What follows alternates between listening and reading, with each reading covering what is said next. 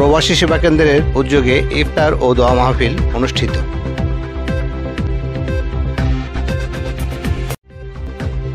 আপনারা দেখছেন প্রবাসী সংবাদ। আসসালামু আলাইকুম। এমকে টেলিভিশনের প্রবাসী সংবাদে আপনাদের সাথে আছি আমি শারমিন মিনা। এতক্ষণ শুনছিলেন সংবাদ শিরোনাম, এখন ডেস্ক থেকে বিস্তারিত।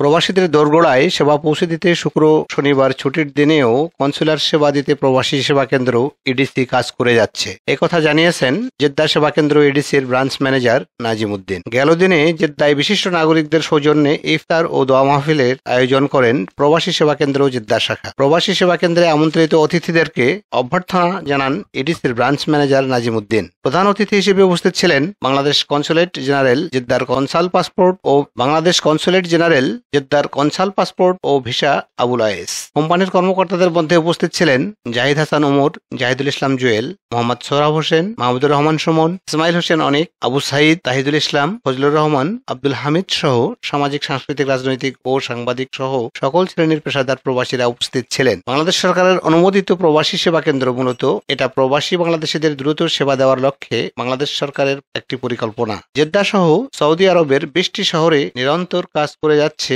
এক ঝাঁক তরুণ কর্মকর্তা। সৌদি আরব থাকা বাংলাদেশিদের সেবা দিতে বাংলাদেশ সরকার অনুমোদন ক্রমে সেবা কেন্দ্রের কার্যক্রম পরিচালনা হচ্ছে। কনসুলেট দূতাবাস সাপ্তাহিক ছুটিতে বন্ধ থাকলেও পাসপোর্ট নবায়ন, রি-ইস্যুর সংক্রান্ত সেবা পাওয়া যাচ্ছে বাংলাদেশি এই কার্যালয়ে।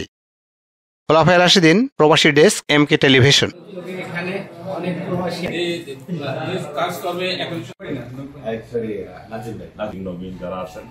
সবাইকে নিয়ে আমরা সবাই ইনশাআল্লাহ আমাদেরকে সেবা দিয়ে যাচ্ছেন।